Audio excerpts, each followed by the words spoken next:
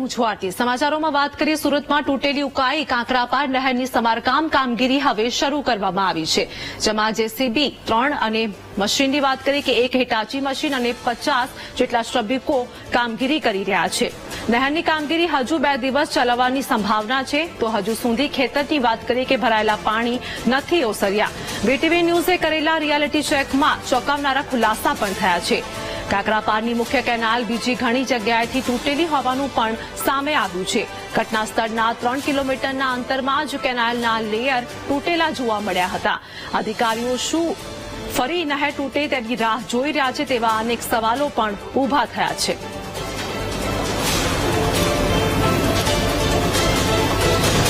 ગઈકાલે નહેર તૂટ્યા બાદ 2 જેસીબી અને 2 હિટાચી મશીન મંગાવી માટીકામના ડમ્પર ચાલુ કરી અને માટીકામ ચાલુ કરવામાં આવેલું છે અને નહેરમાં પાણી બંધ કરી માટીકામ પ્રગતિમાં છે, જે લગભગ કાલ સાંજ સુધીમાં પૂર્ણ થશે।